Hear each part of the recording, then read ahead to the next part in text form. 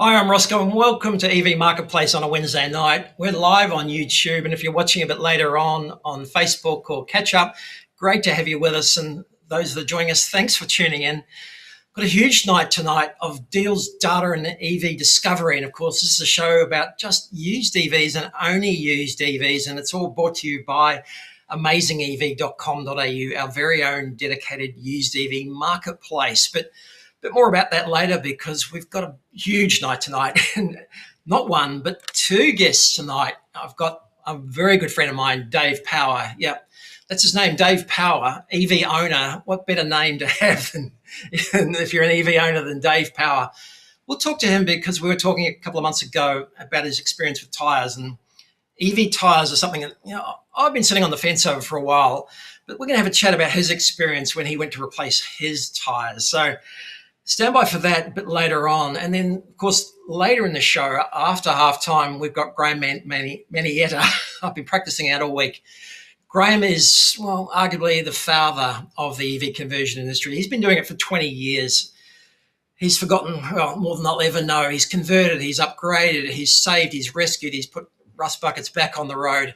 And he's still doing it because he absolutely loves it. And thanks for those of you who are joining us tonight to watch Graeme and catch up on what he's up to, because he's still doing it. He still loves it. And look, we're proud to have Graeme with us tonight. He'll be joining us a bit after the hour. But thanks for joining us. And of course, we're starting to talk straight off tonight about deals and a bit of data. And look, something that started to happen a couple of weeks ago when we started to get a bit busier on Amazing EV, that was that just noticed this, we're starting to get more and more blue cars. And I thought, what is it with blue EVs? Because I can't remember a time when it was that many blue cars and they weren't that popular. And turns out, with a bit of research, blue EVs are probably between 10 and 13% of the market. This is a chart from Budget Direct. They did a survey about ownership, and look, it's hard to say, but of course white is the favorite. I've got a white car, silver, gray, all the boring ones. And it turns out that maybe we've got Tesla to blame for the resurgence of blue, because they've got more than their fair share of blue cars out there. Once I started to have a look, it turns out that the classic metallic is their legacy color: marine blue, glacier blue, ocean blue. They've got more blues for the overseas market. Our market, of course, my favorite color is blue as well. So keeping the theme alive, we've always loved blue. If you ask me what my favorite color would be, it's blue as well. We got to looking at Amazing EV, our very own EV marketplace, and suddenly I just noticed a whole heap of blue cars there, a disproportionate number. And really there's some fantastic photos. I wanted to show you some of these cars as we got stuck into it. We've got a disproportionate number of blue cars and some fantastic blue cars. Let's go take a look at this Tesla Model S that we got listed a couple of weeks ago. This has got close associations to Tesla itself. The owner lives up north of Chatswood in Sydney. Just a beautiful car. Just love the Tesla Model S. Of course, they're not making them anymore. They weren't in Australia, haven't come to Australia for a while now. This one is just magnificent. 68,000 kilometres, less than 50 grand. There's no better car. I just love these cars. I can't get enough of the Tesla Model S, and sad that they finally decided to, well, no longer that or the X in the US, but they haven't been here for a while. But there's some great ones around. This one listed only a couple of days ago, a fantastic 2021 Model 3 in that beautiful blue. They photograph really well. We can't emphasize how much good photos make a difference to the listing when you get photos like this on a good day in Sydney. This one, again, beautiful car. Tesla Model 3, looking for a new home, 32,000 Ks, only 40,000 Ks on the clock. In Chatswood, again, north of Sydney, again, beautiful car. Love this. And again, great example. This looks absolutely pristine. The LDV Ute, and we've got a bit more on that a bit later on, because this one came to us, I think, maybe the very first, maybe EV Ute for sale, used. I'm claiming it. It's the first one we've had, and I think we've been having a chat to the owner the last couple of weeks. Great guy up in the Blue Mountains. I think he's got a buyer. A bit more on that later on. We've been in touch. Again, looks magnificent in blue. Blue, metallic blue, starting to be my color. And again, this has been a fantastic vehicle to have. Loved having the used EV Ute. We're not huge Ute fans, but can't wait till we get a bit more of this action going. And of course, Model Ys galore. This one, beautiful with black. Again, love the way the owner has taken some shots in the garage, but with the jacaranda. There's nothing more Sydney than jacaranda and a blue Model Y. So I'm loving the blue at the moment. Bit of a resurgence in the blue. We've got a disproportionate number. It's been great for listings in January. Few being sold as well. There's no doubt about that. It makes a big difference from the white ones and the silver and the grey. Have another look, because I want to finish up with this one, this BMW i3, and we might talk to Graeme a bit more about this, because this is right in his wheelhouse, this sort of thing for battery conversion. And you might remember maybe a couple of weeks ago, we said gave the Redriven a shout out. They did this magnificent video on the i3. They haven't always been friends to used EVs or EVs, but look, they came to the conclusion this was a great buy and fantastic car. And again, it's a personal favourite of mine as well. Great to see this one. And lo and behold, a couple of days later, we got this listing for this i3 here. And look, I know it's not blue, but BMW have always put that little blue trim along the bottom edge. And look, that's their signature. Blue means green to BMW, but again, a wonderful car I wanted to show you, because no sooner had we got that, we chatted about an i3. I got a listing from an i3 from Charles up in Burleigh Heads.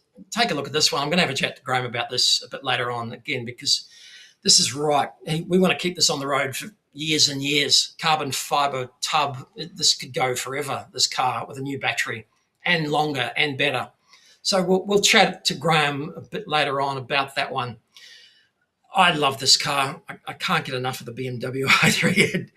Look, have a look on the website. Don't forget, if you want to list at Amazing EV, there's a coupon in the bottom, in the description, to list for free. EV special. It's normally $29.95. We'll do everything we possibly can. That's my commitment to you. We'll show it here. We'll show it everywhere we can. We'll show it on Facebook. We've got EV buyers here looking for EVs. And so we'll do everything we can to promote it. You list with us free if you want to. Pay us if you like. I don't mind, but we'll do everything we can to help you try and find a buyer. That's our commitment in 2026. And now it is time for, again, my favourite segment of what's become my favourite segment of the show already, and that's the EV inbox. And we start tonight. Get rid of that one.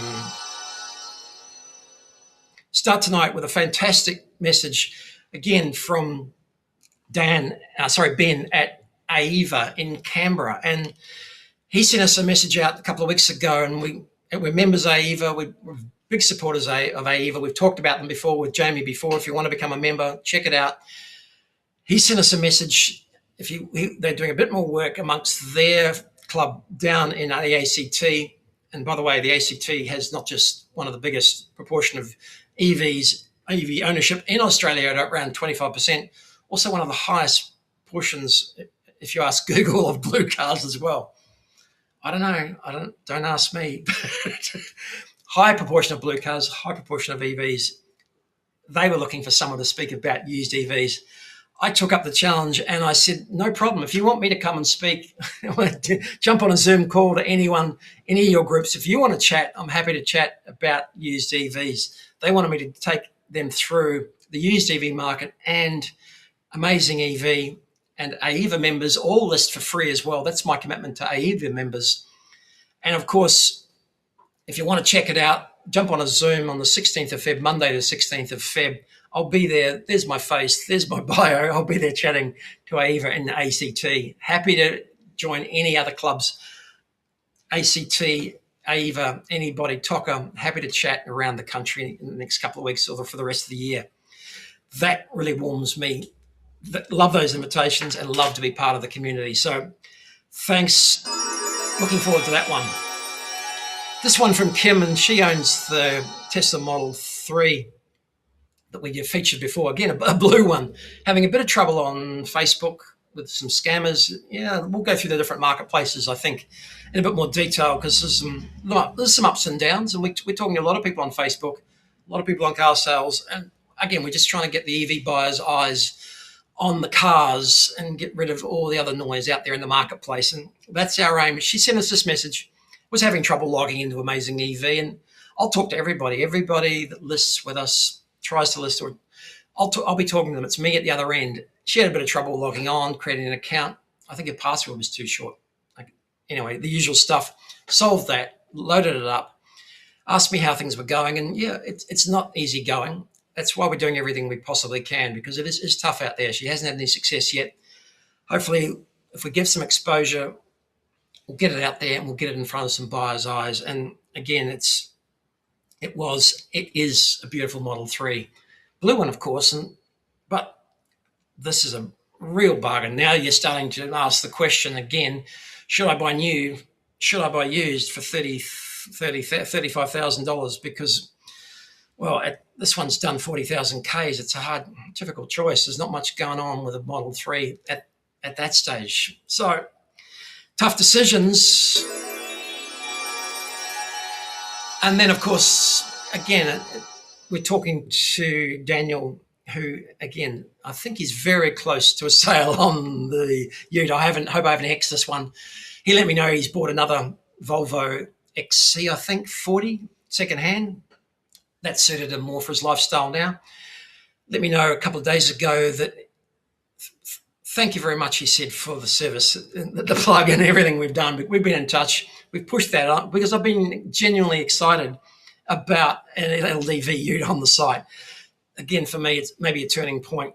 We might have reached peak ute, but we're heading towards full-on EV utes. There's no doubt in my mind about that. This is the way to go. And then another message from a couple of, just this afternoon, I added in here. He's bought an XC40 twin, which is the 2-engine from Volvo Direct tow bar. It's that little compact, cute little EV. Thanks for your help and advice. We've been in touch, and I think he's pretty close to getting a deposit for this one. So, again, all the best, Daniel. It's been great dealing with him. Again, check out canister.com.au if you're looking for an architect in the Blue Mountains or anywhere.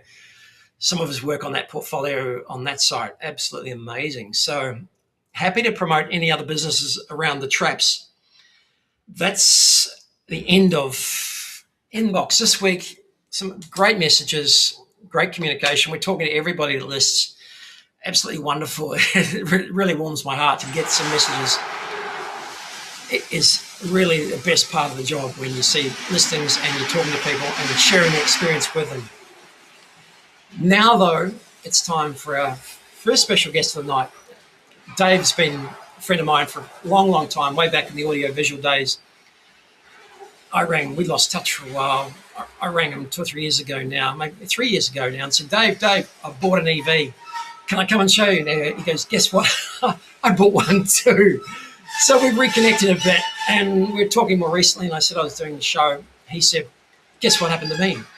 So roll the tape, and we'll find out what happened to Dave when he went out to buy some new tyres for his Kia EV6.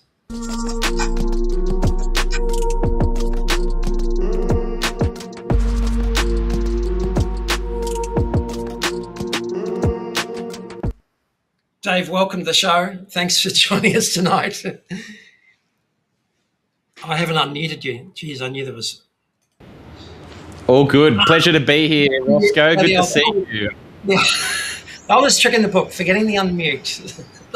Oh, mate, it's such a common thing now. I think we're all very used to it, so no stress at all. And, mate, I can't believe it has been 3 years since we talked about buying an EV. I know, unbelievable. Hey, before we get to the tyres, what was your EV moment? When was your EV aha moment when you said that this is going to be it for me? Well, at the time I was driving 2 diesels, and I also had a habit of boats, and it was all costing me a lot of money. Yeah. I looked at my outgoings and kind of went, hang on a minute, I know that's a lifestyle, but I can also rent a boat when I need it and I don't have to tow it. So, yeah, I was just getting to that point where, you know, the cars had, I think the Skoda Superb that I had, the diesel was at 180,000 kilometres. Yeah. The Everest had a lot of life in it, but I knew the resale at that time was very good. And I thought, well, what better time than to dip my toe in the water with EVs, and haven't looked back. because you do a few Ks. So Dave's in video production. If anyone wants a video producer, semi-pro, full pro, big house, small house, doesn't matter. He could be your man if he's got some bookings left for this year. Powercreative.com.au. Happy for the free plug. So your fleet, and you now got 2 EVs, yeah? Yeah, with a possible third on the horizon this year. We're looking at an electric van coming soon. Yeah. Just waiting on a few things to land first before we commit to it. But yeah, certainly to answer your question about kilometres, like we're on the road constantly, you know, living in Lake Macquarie and most of our work being either Sydney or another capital city in the country. We make use of the cars, and, you know, you can see the Nero's got a roof pod. We also have racks to put on the EV6 that we also use a roof pod and one of those little trailer pods like you saw in the first shot in the intro. So, you know, it's not just the internal storage of these cars, but I think that's where we're now starting to look at a van, because we can take even more gear on the road. But yeah, between the two cars, 240,000 kilometres, 140 on the EV6 and 105 on the Nero. But we could dive into charging, we could dive into road trips, we could dive into anything, but let's dive in a different direction, because we went out to buy some tyres and something strange happened, yeah?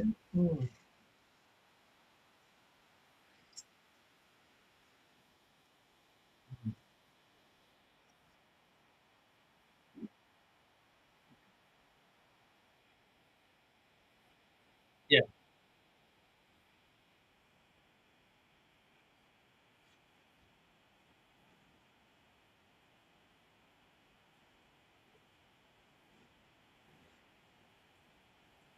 yeah,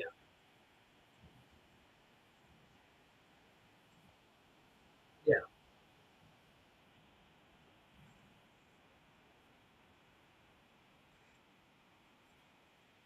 yeah,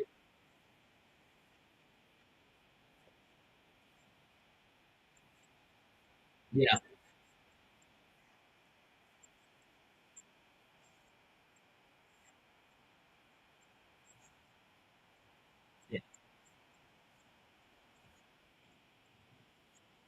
So that's a Kia EV6, right? So just in recapping on the car itself, that's the Kia. Yeah, And so what I did with that was I did some heavy research after the Contis, went to Michelin Pilot Sports, which ended up being a really great choice, both I think for performance, but also for durability and life, because I got 65,000 kilometres out of those, which was very impressive. Again, so first ones you didn't rotate. Was there there's a camber issue on a Model Y. We'll get to without getting into too much nitty gritty. A lot of wear on the inside again, which can be solved by rotation front to back at the very least. So did you rotate the second set? Yeah, that was the learning. You know, I didn't rotate enough on the Conti, so it's not a claim against anything to do with Continentals. They're a brilliant tyre. But yeah, the Michelins, I was doing a rotation every 5,000 to 7,000 kilometres. Okay. You know, compared to waiting 15 like you would on a traditional ICE car. And that was the learn.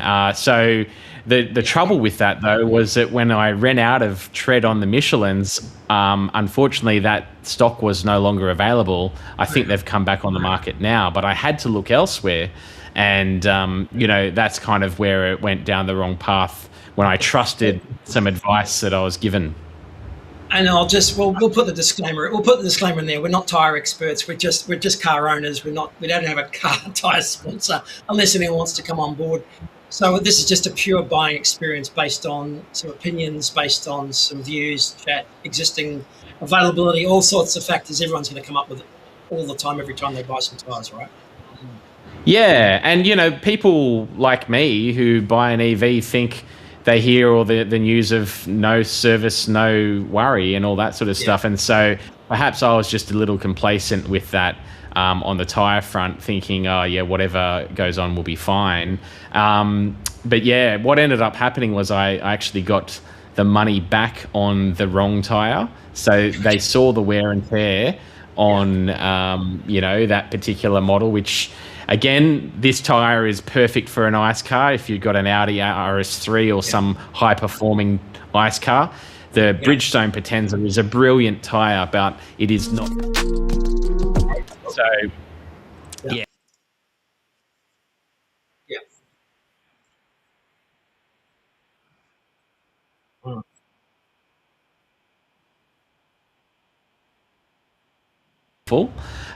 In saying how apologetic they were that it was sold to me in the first place, and by all means, let's get you the right tyre. I told them I'd heard good things about the Hankook range, that my first preference would have been Michelin, but obviously it wasn't available. But they helped me with some Hankooks. But it didn't end there, though, Roscoe, because I got the Hankooks, and I thought... We're on the third set. We're on the third set now. This is the third set? Yeah. And the car's done... The Hankook...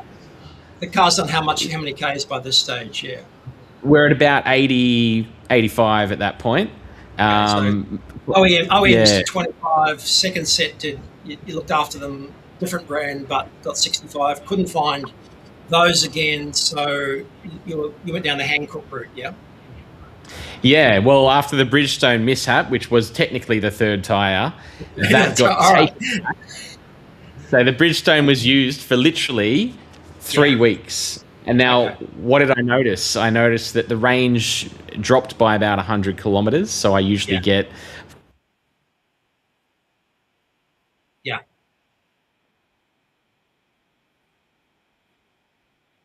Yeah. Yeah. Yeah.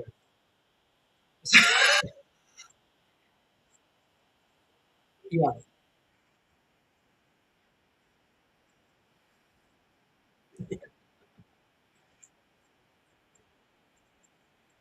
Okay.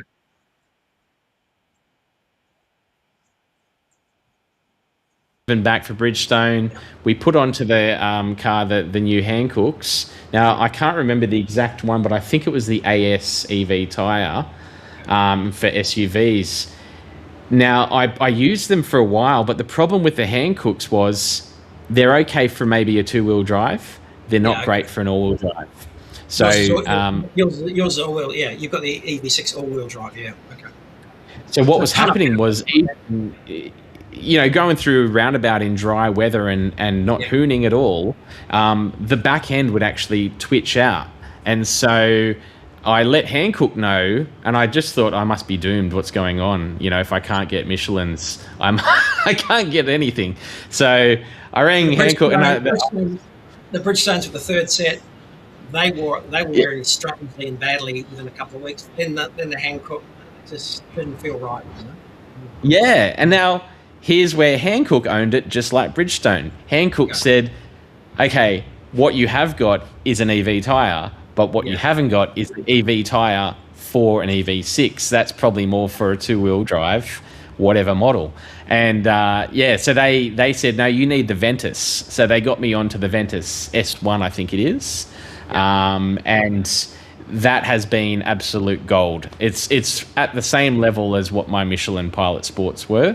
Both in wear and performance. I haven't felt any slippage at whatever speed I'm doing. It's just felt really comfortable on the road. So, yeah, it's really quite a nice tyre. I'd highly recommend it. Again, not an endorsement, not sponsored here, but I found it a really good tyre. Yeah, again, I think it's the Hankook Aventus on the Model Y as well, and so I'm up to my third set as well. And again, with careful management, once I learned a thing or two, same situation. I got probably 40 out of the first lot, but the second lot with better management went further, and then same situation, just managing front to back. There is a camber issue and an inside wearing issue. And someone's also said to me, they're not unidirectional. You can rotate them and turn them around as well on the wheel. So I wouldn't endorse that without instructions, but someone's pointed that out to me as well, that you can flip them back again the other way, because the wear is on the edge. There's no doubt about that. It seems to be the way the camber's set up. So I've experienced the same sort of things from you. But did you find out more about the warranty on the car itself with tyre selection? Well, it wasn't really a Kia thing because this was down to the manufacturer of the tyre. But yeah, from a tyre manufacturer point of view, they each, both Bridgestone and Hankook, were really good and honest about it. Because I'd actually driven those Hankooks for quite a while before I realised just how bad they were compared to the Bridgestones only being a couple of hundred kilometres. It was really nice to see a company own it and say, look, you know, we're going to help you out.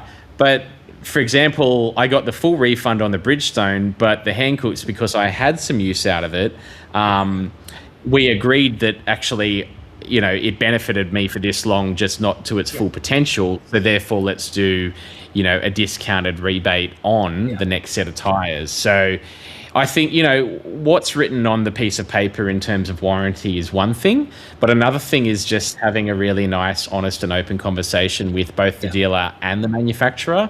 There's only so much that a dealer, the tyre dealer themselves, can do about, you know, warranty, because that's ultimately up to, you know, the tyre manufacturer and the representative in your state.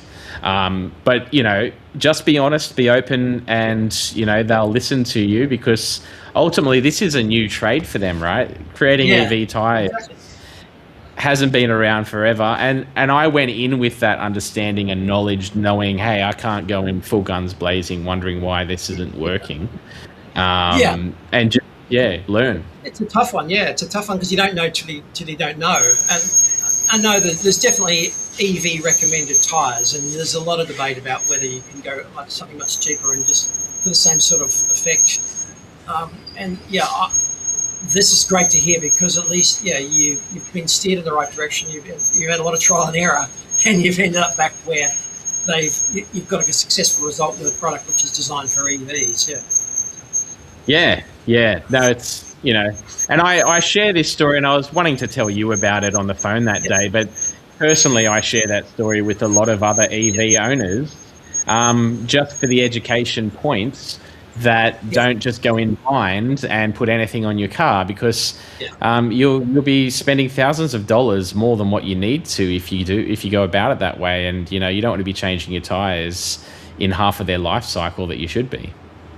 And it is amazing. And so, again, your car, here's happy Dave, and I've lost that. But your car is again, you've got the trailer. You take a lot of weight in it. You've got a lot of gear to pack in it. So it's it's probably loaded up as well, right? It's you've got all sorts of stuff in there.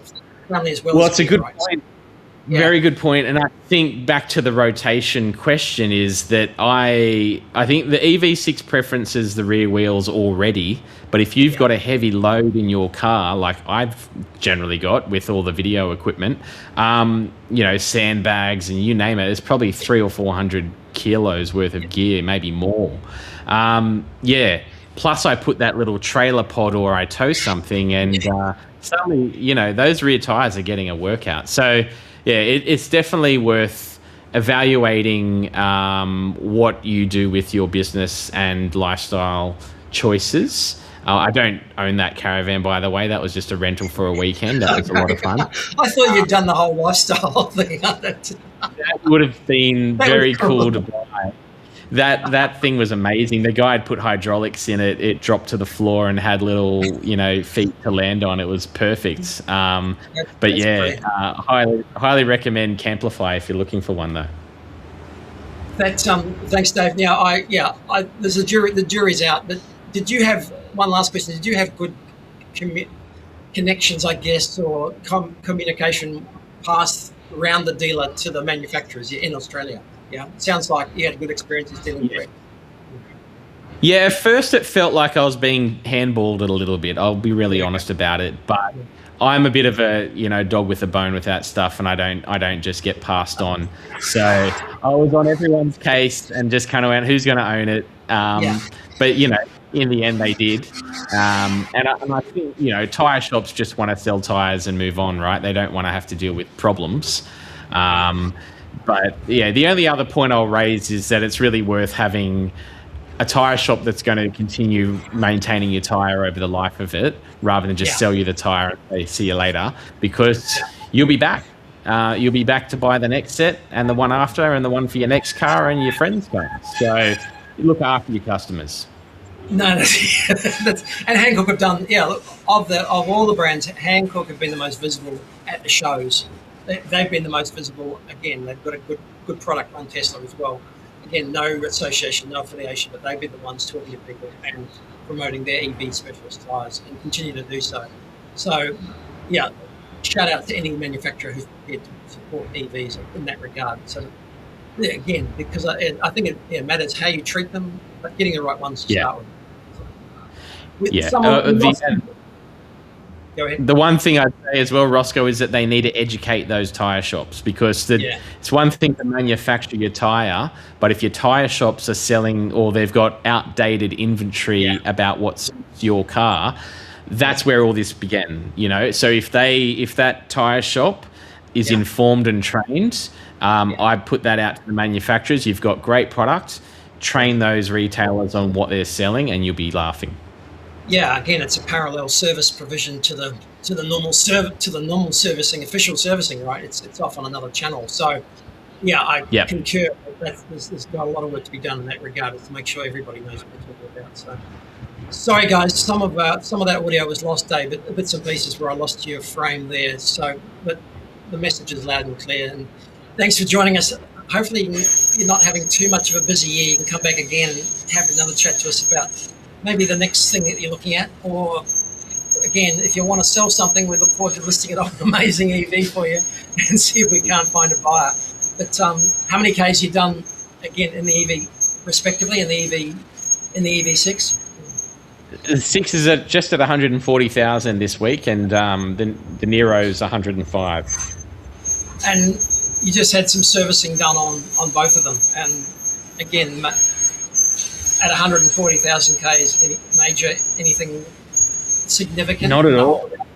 I mean, I touch wood as I say it, but no. Yeah. I've also done the state of health check on the EV6 since it's got the higher kilometres. Yeah. And I believe you've had that particular Avalou person on recently.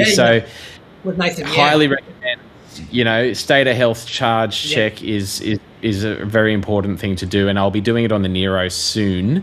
But it's not as regularly daily used as what the EV6 is, because the EV6 has the faster infrastructure for charging, etc. So I tend to take the EV6 on the bigger trips.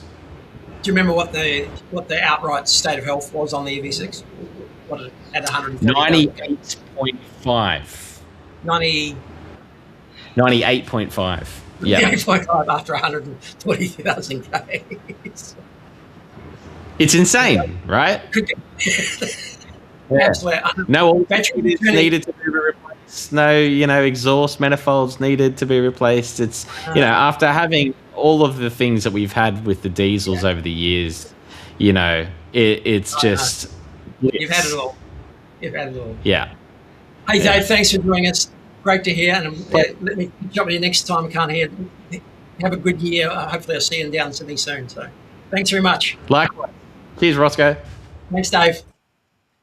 That's Dave again, good friend of mine, but great to share his experiences with EV tyres and hear what's actually going on. Went through a couple of sets. It's a bit like a mattress. You got to buy the right ones and hope for the best, but with those manufacturers supporting those decisions about getting the right tyre for the right car.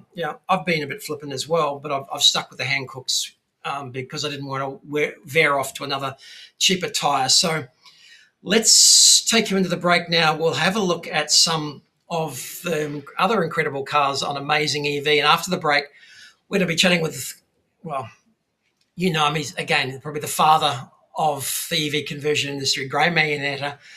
Can't wait to have him join us, and we'll speak to him in a couple of minutes. Can we do it?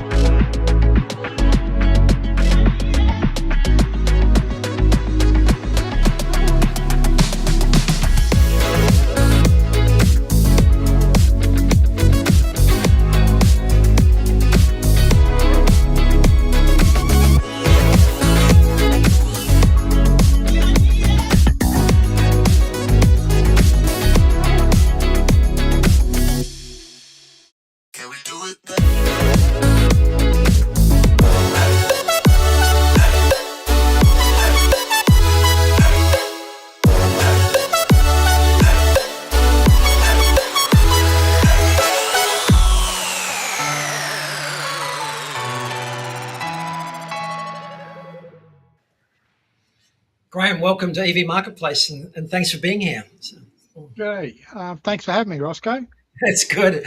Hey, look, it's absolutely a pleasure for us to have you join us, and proud of the fact that you have been doing your work for 20 odd years at least in an industry which has been had some ups and downs and maintained the faith through all that. And Graham's been, well, for those of you who don't know him, it's Oz Electrics in Brisbane and Oz Do It Yourself.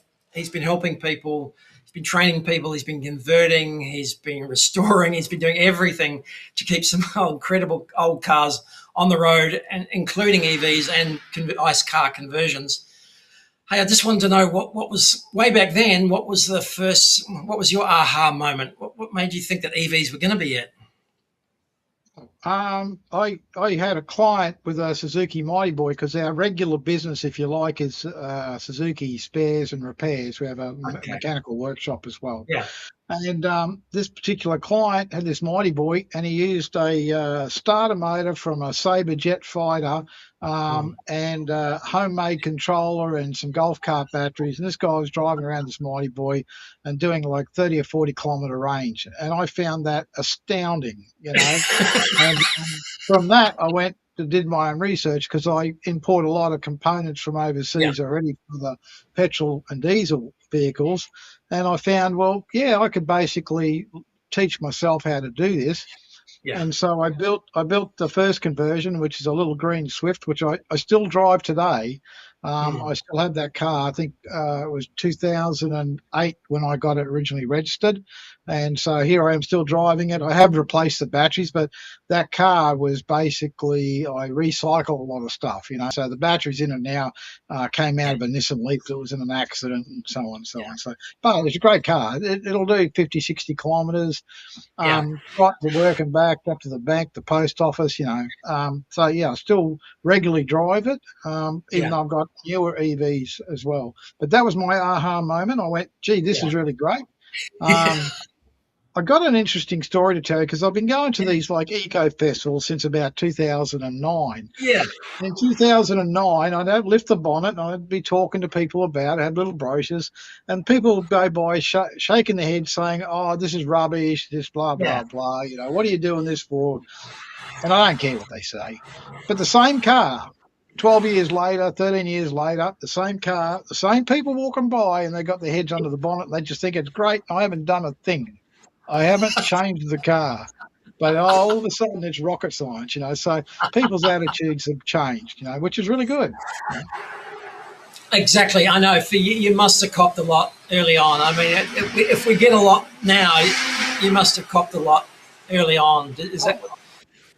They treat me like a propeller on the cap or something. I thought it was just a complete nut job, But you know what? I was already saving petrol money then. I was an early adopter with solar. I've got a huge solar system on the workshop. It's been there since about 2015. I haven't paid a power bill since then. Yeah. I rarely buy petrol. I do have a hybrid, an Outlander. Occasionally I've got to put some, because it's plug-in. Occasionally I've got to buy some petrol, which is a bit of a downer. But anyway, so my fuel bill is next to nothing, where it used to be, I don't know, a couple of grand a year at least.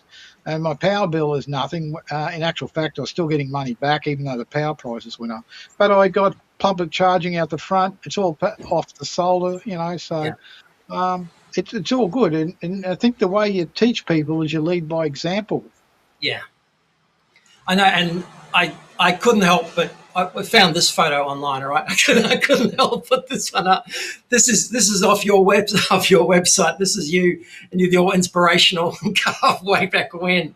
So it is a magnificent story. That I guess that passion's always been there. But take us back again. So you did the mechanics thing. Your history as a regular mechanic through the years. We're Suzuki specialist, and so I've got a building full of Suzuki spare parts, and we do a little bit of wrecking, and then we've got the workshop. We do the servicing, but nowadays, as far as it's 50-50 now, because we're actually doing fleet services on JAC trucks, Skywell vans for Aldi and all-purpose transport, and so we're starting to get a lot more EVs in. Plus, we're getting regular ordinary folk with getting their cars coming and getting services done.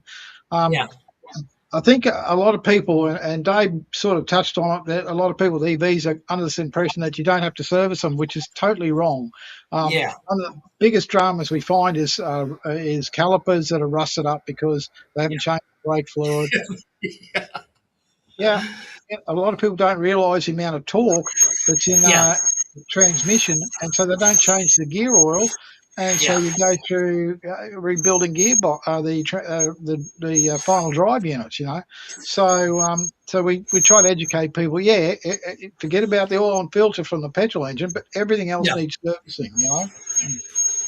Take us through I know there's been a few different pillars to your business now, and you've had the really big, beautiful restorations. I think we've seen a couple of those that have been floating around in, like the Honda, and also replacement batteries. You've been the go-to person to keep some i-mievs and some Leafs and like that i3, as well as the parts.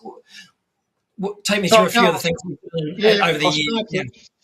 We sort of started as a conversion shop and DIY, and so we went on from that. We went, well, not everybody can afford to get me to do a conversion on their car, and that's fair enough. And so we sought out basic, very cheap to buy kits that people could use.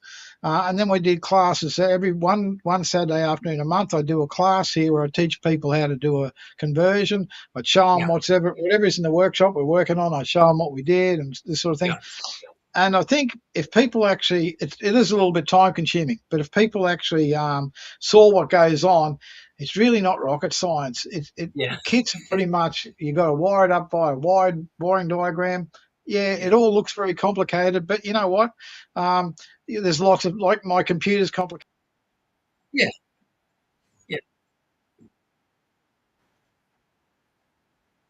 Sort of simplifying it, but effectively you can get that sort of thing where you can put the kit together in your car yourself with some basic guidance and engineering. And I've got many customers that have built their own conversions, and I try not to get involved in the glory. And one of the things I tell people is the pride of doing that is that you can show this to your mates and say, I did that. Yeah. And that is an important statement. I did that, you know, and gives you that sense of pride. So I did that with my first green EV. I did 3 of those cars, 3 Suzuki Swifts. One I gave to my partner at the time, one to a mate, and one that I still drive today. In actual fact, 2 of those are still on the road. Unfortunately, the third one met with a bit of a accidental end, but it will live again because all the components come out of that and put them into another car. You know, no big deal. Exactly. One good thing about the conversion kits is that different from a mainstream car is that you've got things like your BMS and your controller and all your components. You can access them with your laptop, and you can start changing parameters. So if you change for a different type chemistry battery, you basically just hop into your programming of your BMS, and you can change the parameters there, and then all of a sudden that will now do something different to what it did before.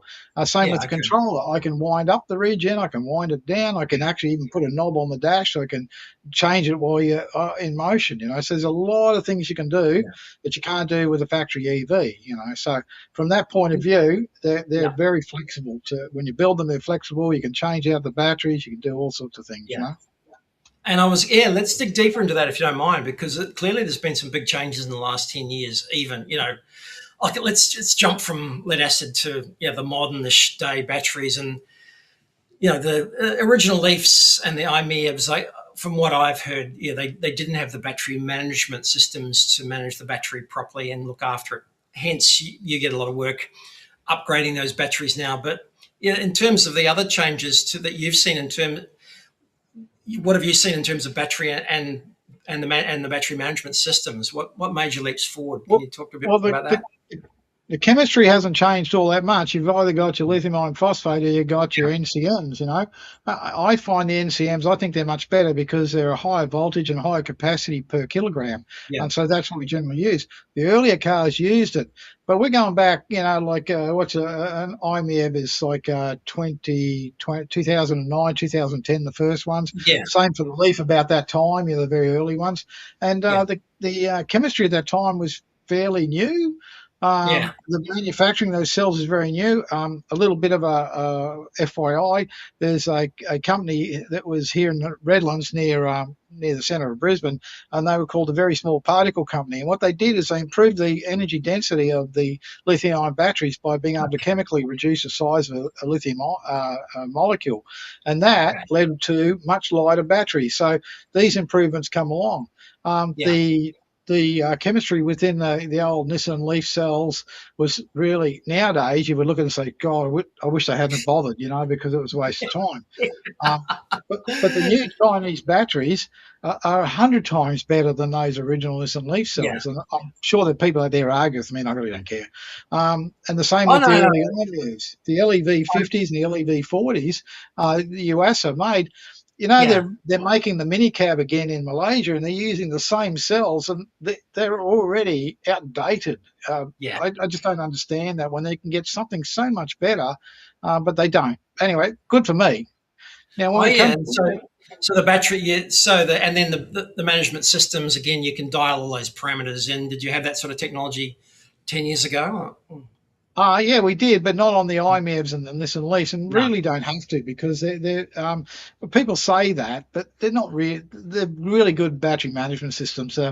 That technology hasn't really needed to change. It works Okay. fine with those days. And I understand a lot of people. There is a lot of misinformation out there.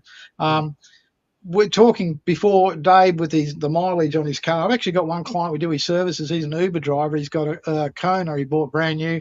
It's over 400,000 kilometres. Yeah. Original battery. He Unbelievable. cannot see that he's lost any range. He's Yeah. driving it. It's like 24/7. When he gets out, his wife jumps in, and they keep Yeah. this thing going on Uber because you make bugger all money. Yeah. Anyway, so he's got this great range on there, but I've rebuilt his gearbox twice. Yeah. Okay.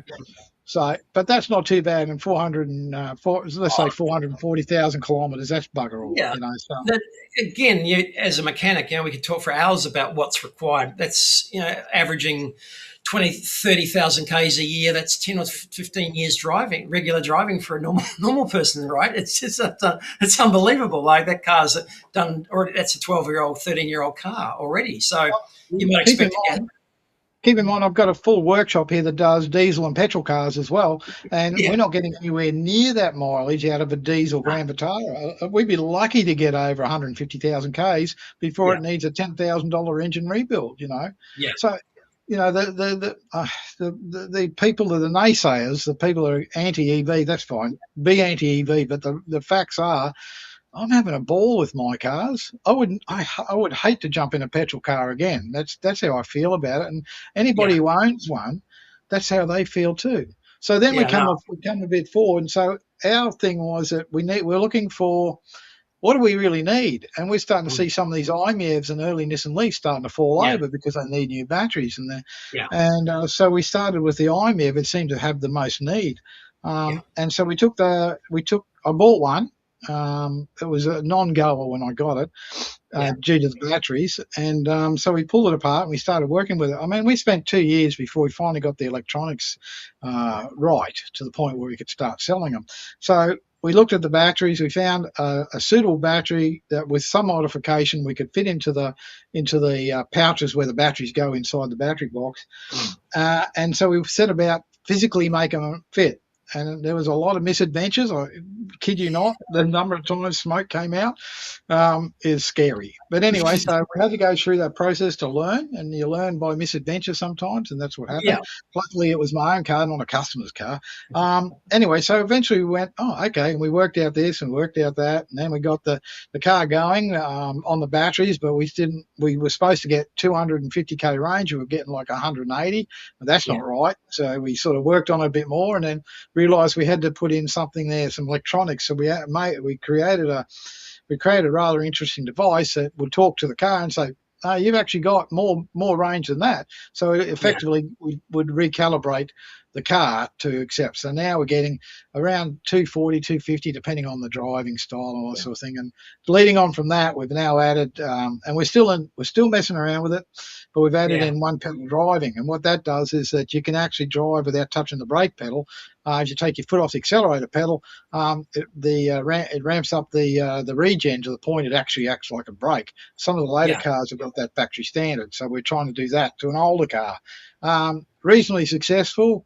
I'm not 100% happy with it, and I'm happy to drive it like that, but to hand it to a client, I'm not too sure. It's just a little bit over the top. So we're still messing around with that particular product when we've got time, and trust me, we've got very little spare time. So now we're doing that. So we take in an old i-miev with, say, 50k range left in it, and now it's after we part it all out, put in the new cells. That car now does like 220, 240, 250, whatever, depending on load and range. And we do that for the Mitsubishi mini cabs as well. The old cells, which is everybody, all those petrol diesel guys say, oh, the old cells go to landfill. They don't. We work with a social enterprise down the road called Substation 33, and they're e-waste recyclers, and they do use their old cells. If you're ever driving around and you see the road flooded signs, the electronic ones with the solar panel on top, they've got i-miev cells inside them, the old ones. So my total recycling after, I think, about 15 years was a wheelbarrow load of dead cells that just too dead to do anything. And we're talking 50, 60 cars. So a lot of it went back out there. The boys actually have a trailer with solar panels, and they have 2 packs of Outlander cells in there out of the PHEV Outlander, and that runs their coffee machines. They have a TV sets and coffee machine there, and they take it out to shows, put the solar panels out, and they can actually charge electric cars off this trailer. That's how much power they've got, So that's the recycling part. So getting the cars back on the road was the most important thing. I think we've done probably about 100 cars. We actually export this stuff. We actually export the technology to Europe and America and New Zealand. We don't export the batteries. We actually just drop ship them straight from the Chinese factory straight out to them. They just go straight to the factory.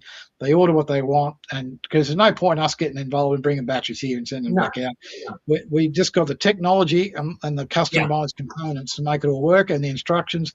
And so I think the guy in Holland, he's only been at it about 12 months. I think he's done about 15 cars or something like that. So it's a bit slower overseas. They don't see. Australia's very funny. We like to restore and keep things going, but not so much in Europe. Yeah. And there's and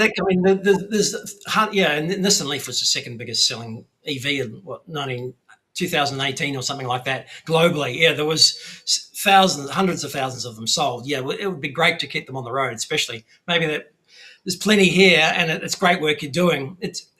You've got a kit for the Leaf. You've got a kit. Is it a kit for the Leaf? Is it a kit for the i-miev? Yeah, the Nissan Leaf kit, we just go straight for the 62 kilowatt hour. And that one there, that'll run the car to about 440k range. We do the 60 kilowatt hour for the i3, and I think that's about a 400k range from the original 120 or 150 or whatever. And the Outlander, because Outlander is a plug-in hybrid, the EV only range is new was about 38 to 40 kilometres. Well, now we're looking at about 65 to 70, And the other thing too is, they came out with a 12 kilowatt hour battery, and to run 2 electric motors it was just loading it up. And this is why I think a lot of people failed early. Ridiculous, absolutely ridiculous. So you talk to the Outlander owner, and they start talking warranty. Those batteries fit in without a problem. You can easily double the range on those cars and fit the battery in exactly the same place. Yeah, they're actually smaller. I tried to get a factory in China to make me direct fit cells, which meant would have meant I would have got, because the energy density of batteries is so much better than it was back 10 years ago. It's way better. So if I was able to get a direct fit battery, I could probably even increase, like an i-miev, I'd probably get 300 Ks out of it or something like that. An Outlander, maybe 100 EV only range. But they wanted me to put up $8 million to have them do a special run, and I'd have like several shipping container loads of batteries. I don't have $8 million, No, no, it doesn't. It doesn't make sense. To scale this thing, it's a wonderful thing that you do to bring, but to try to scale this and buy the sort of to get the economies that they want. Yeah, they got plenty of other customers in China, that's for sure, and around the world, So I I'm actually sure. use the same batteries I use for the i-miev upgrades. I actually now just use them on all the conversions as well. And I'm finding I'm getting a smaller, more compact battery in a conversion. I'm getting Yeah, two ways I can go is I can have less weight or I can have the same amount of weight but more kilometres. And they're a superior battery. They really are compared to what we used to get years ago as Winston's and all sorts of silly names, you know. yeah. Power to weight, they're so much better now. Yeah. So the big advance has been in the battery density, right? And the management is good, but the battery density is so much better. Yeah. Yeah. The battery management was always good in those cars. There Yeah. was pointless trying to change it because it was so good. Yeah. No, that's fantastic. Now I met a lot of people through the AEVA, and I didn't realize there was a strong how big the community was of builders and also converters, and I think you've been part of that group as well and strongly supporting them for a long, long time. So I was fascinated when I joined because I came as a new EV owner and didn't realize so many people were tinkering around and doing conversions as well. And it seems to be that there's a lot of projects out there. Of course, they're expensive, and I think we talked about what that takes and what needs to be done. And it is an expensive business, but some of the results are magnificent, like the Combi and the Honda. The results, it's just hard to make the time and the money, isn't it? Right, right. So, well, you don't do it. It's like if I went to a hot rod shop, they're paying $300,000 to do a hot rod with a V8 or something like that. So it's whether it's good value, it's good value to that person, if you know what I mean. Yeah, of course, that's their desire, and so we fulfill it. But one that we got involved in about 2 years ago is Queenswood Girls' School. The guy there, the teacher, was looking for some sort of project, and they decided on doing an EV conversion. That's they right. were going to buy a brand new ute, like a brand new Hilux or something, and no, don't do that. Anyway, so one phone call led to another, and I found an old, a very early Suzuki ute. You've seen it, have you? Yeah. I've seen it. I should have got a photo of that one because I didn't realise the connection. So that's my fault. I should have got a photo of that because I've seen that at the shows. It's magnificent. I'm from New Zealand. Yeah, the guy owned a tow truck. Anyway, so we negotiated. Anyway, he gave it to the school for the cost of it and delivered it, like 300 kilometres, for the cost of a dinner. He said, take me out to dinner. And so they got the car. Then they completely stripped it and rebuilt it. And if you've seen it, it looks quite fabulous, And so we supplied the electronics for it and so on. And some of the AEVA boys like Michael Day got involved and they helped the girls finish it, But these girls are great. I mean, they've done a fabulous job. Yeah. I know it's that cute little Volkswagen, cute little Suzuki van, but it's just a ute. And then they've got the wooden flat deck on the back and the EV conversion. I know it probably takes a hairdryer motor to run it. That's about all you'd need, isn't it? It's a tiny little thing. So I think we put a 15 kilowatt motor in and we just run direct. We don't bother with the gearbox. Yeah. I know, just by comparison, a hairdryer is 1,500 watts. I know that's okay, but that's not quite. But that's okay. But you see a few of them around. And any views on people bringing cars directly from Japan? Have you seen many of those stories go good or bad, or there's still a few people bringing them direct? Yeah. Yeah, I know the guys from the Good Car Company pretty well, and I know that sort of ended in a bit of a disaster for the boys apparently. Anyway, so which is a shame because a really good idea. So we see converting Nissan Leafs. We see a lot of those. For new batteries, and we also see a lot of the i-miev mini cabs. I don't know if people know what they are, but we see a lot of those, and we're actually building up a stock of spare parts like windscreens and all sorts of bits and pieces that are hard to get, to try to keep that fleet of cars on the road as well. But that's why we see ourselves as trying to keep those cars going. When we look at a factory car, we're sort of doing a little bit of a hot rod job by putting in a bigger battery and so on. Not that a car they do actually go a little bit better, but mainly for range and that sort of thing, and try to keep those vehicles going. When they were new, the build quality, and you'll back me up on this, the build quality on like the Outlander and the Nissan Leaf and the i3 was way above the rest of their fleet, you know. Yeah. So they really put a lot of effort into. They tried bloody hard. Yeah. And also the people who bought them, the people who bought them treasured them. Yeah, and we're still seeing good demand on the used market. There's various views, people coming and going on them, but they're still trading and they're still going. And clearly there's a few from the Good Car Company, and they're very highly regarded. There's another crew and that we talked about last week in Canberra, I think, that bring a few more out now as well. I just wonder what your views were. I've seen those i-miev little minivans as well. There's a crew in Brisbane also I've seen online bringing those out as well. So just, I guess, like anything, any pointers for anybody bringing those is, again, just there's good things to look out for and things not to look out for. Well, if I'm buying a second-hand EV, and I have bought a few along the way, I look at when it's fully charged, what does the guessometer tell you? Yeah. You know, and so a lot of these people advertising the cars, there's something in my police, they give you what the figures were when the car was new.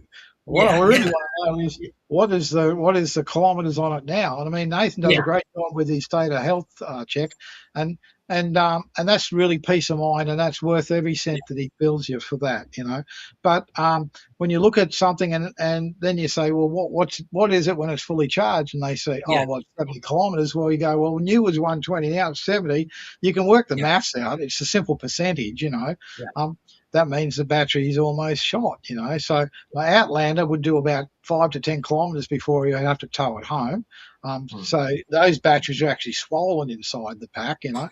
The i-miev came without batteries because someone had already decided they wanted the battery pack more than the car. I can go figure. Anyway, so, you know, so what else did we? Oh, the minicab we bought. We've also bought the minicab we use for deliveries. It was, I think we paid $2,000 for something, and it was another car that did about 15, 20 kilometres and basically expired on the side of the road, you know. But now we drive that to the coast and back from Springwood, you know. Ideally, if you could get one from Japan without a battery and save the weight, it would be better than getting one with a battery that was a bit dodgy. So yeah. Oh no, we need the battery box. We part the cells out of the original box. So yeah, all right. It would be impractical to bring it. Okay, all right. I put the screen up of currently, I guess, what we talked about behind in preparation for today was what you really want to focus on doing. The restorations are a lot of fun. The results are outstanding, but they're labours of love, and love what you're doing with the DIY stuff, teaching people that. And that's, again, it amazed me how many people were involved. And I've got the screen up, what you like doing on the battery upgrades to keep some of these cars on the road. Well, if you're in Sydney, the AEVA guys, Michael Day, and I can't think of the other bloke is, might be Jeff O'Toole. They're doing DIY classes now as well. So if someone's in Sydney, go along. Even if you don't do a DIY, you know what? The education will be worth every cent. Yeah, along with Nick Cummins, I think, from EV Gusto. So they're happy to promote and shout out those guys as well. I'll talk to Nick in another month or so about what he's doing down in Sydney. You're based in Brisbane. I've lost the video, and you had a very special visitor a couple of years ago who just popped in to talk about his i-miev, right? So... Yeah, because, you know, like Robert Llewellyn's my hero, you know. He's got a BV. They will be looking up to this guy, you know what I mean? Anyway, he's the only one yelling for a long time, yeah. Yeah, he'd organised to come and visit us, you know, and it's such a surreal thing to be standing at the top of your driveway watching him pull up and get out and walk into your shop, you know. But we had an awesome day, and he's exactly like he is on TV without the cameras. He is a top bloke, you know. Yeah. That's what I love about him. What you see is clearly, by the sounds of it, again, talking to him is exactly what you get. And I love it. I know he took the time to come. He's based in Brisbane some of the time of the year. You're in Brisbane as well. It's just fantastic to have a visit. His wife's family live up here. Yeah. So, but the thing is, you've met your hero.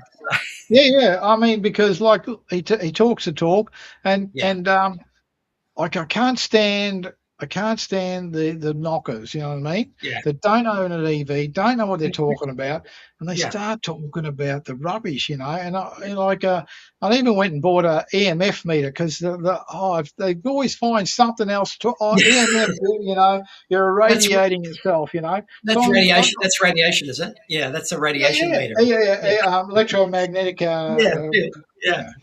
Anyway, so I'm filming this, and I've got my meter and I'm holding it around the car while someone's driving it, and there's no noise. And I bring it close to my phone, then there's noise. It starts to beep, beep, beep. Take it away from my phone. I'm thinking these people are complaining about this, and their own phones are worse than the car they're sitting in. You know, Exactly. So I don't know.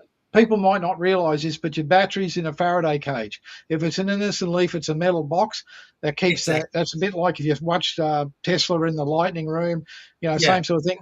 The plastic boxes, if you break the plastic, you'll see there's a wire mesh molded inside it. So please don't think that you're going to get irradiated. It's impossible. No, look, I think we're preaching the converted on this channel, and those that are watching us, there's no doubt about that. I'm fascinated to know what you're doing and focusing on now. I didn't realise that you were still doing some good old-fashioned mechanical work as well on those cars. But well, right now, just to give you an idea, right now, if people want to look it up, we're doing a 1974 Haflinger, which is an off-road vehicle made in Europe, and we're doing a 1955 Ford Popular Ute. So that's the two on the workshop floor at the moment. So you're still doing a couple of conversions. We're always doing push comes to shove. Yeah. So but that's exactly right. If we get a battery upgrade in, we push the conversion aside, get it done, get it out, and bring the conversion back. So you can find Graeme at auselectric.com.au. Yeah, and those are the cars we've got on screen at the moment that are prime candidates to keep on the road and make sure that everybody knows that you can get a battery upgrade easily and conveniently and relatively cost effectively to keep these cars on the road for another 10 years. Yeah. Well, that's probably the most important part of our work because we're saving an electric vehicle from going to the wreckers. And I can tell you right now, a lot of Nissan Leafs are sitting in wrecking yards for the want of a battery, you know? Yeah.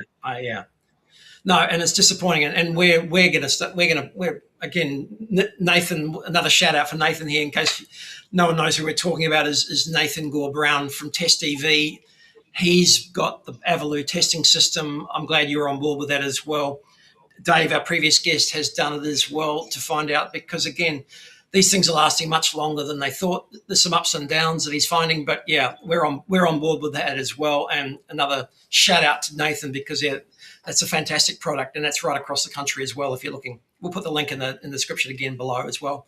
If you want to find Graeme, check him out. We'll put his details below.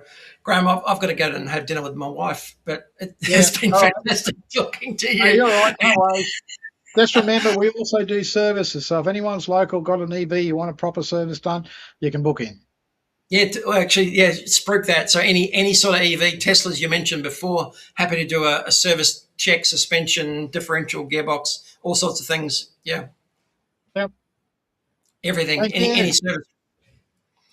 Thanks very much for joining me. Appreciate it. We've got your details down below. I hope to catch up with you again sometime. Next time we'll hopefully join you and have a look at one project in a bit more detail, and maybe you can take us through it. But I pretty appreciate your time. It's great to hear from you and great to speak to you. Thanks, Graeme. Okay, good night. Good night.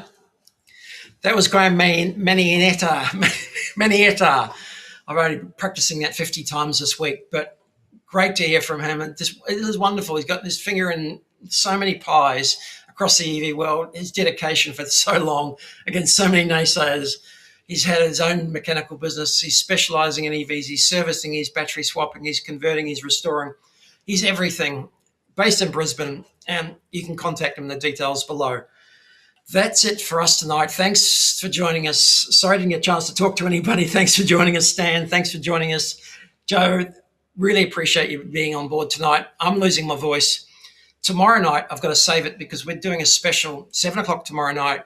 I'm going to take the used EV sales data from AutoGrab and the AADA, and I'm going to do a special event tomorrow night where we are talking about just the EV sales. We're going to run through them. We're going to look at how they arrived at them, look at the broader used EV market, and look at what the segment of used EVs are selling, top cars, the top results, the trends, and all the information. Join us again 7 o'clock tomorrow night, or if you can't see us then, come back next week, because again, a very special guest joining us next Wednesday night as well. I'm Roscoe, and look forward to seeing you tomorrow night for our EV sales update special. Can we do it?